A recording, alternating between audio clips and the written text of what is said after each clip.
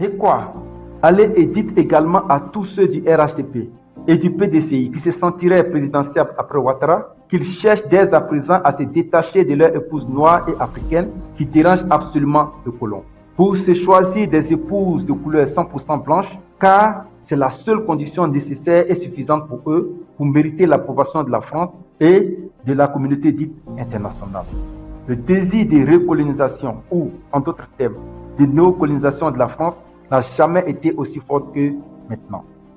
Et cette dite France contrôle de nos jours les ex-colonies dites officiellement indépendantes au travers d'un pouvoir tyrannique absolu et invisible dirigé par ses propres compatriotes blanches qui ne sont personne d'autre que les femmes de nos dirigeants, les épouses de nos présidents.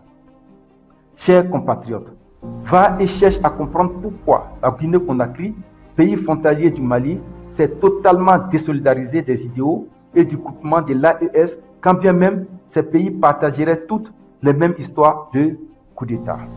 Frère, sœur, la femme de l'actuel président de la Guinée, Mamadi Doumbouya, est aussi une Fanta-Bé. Et toujours parlant de la Guinée-Conakry, et comme j'ai l'habitude de le dire, la France est désormais venue et laver proprement l'affront qui lui avait été faite par l'ex-président guinéen Ahmed Sékou Touré depuis les années 1958. Rassure-toi, peu de Côte d'Ivoire et très cher résident guinéen dans mon pays, qu'il n'y aura plus jamais de mouvement ou de sursauts nationaux qui soient désormais possibles pour le peuple guinéen. Chers compatriotes, je m'efforce à te dire et à t'expliquer tout ça pour que tes politiciens, qu'ils soient des partis de l'opposition ou du parti au pouvoir, ne se fassent point d'illusions. Il n'y a aucun espoir présidentiel possible pour eux dans ce pays. Ils croient tous à du vent. Quel dommage. Et tout est absolument biaisé et tout n'est que pipeau dans ce pays.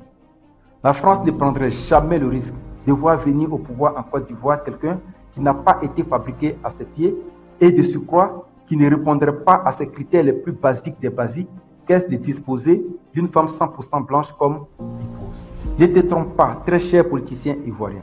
Le risque de perdre la Côte d'Ivoire, comme à l'instar des pays de l'AES qu'elle a d'ores et déjà perdu, est trop grand.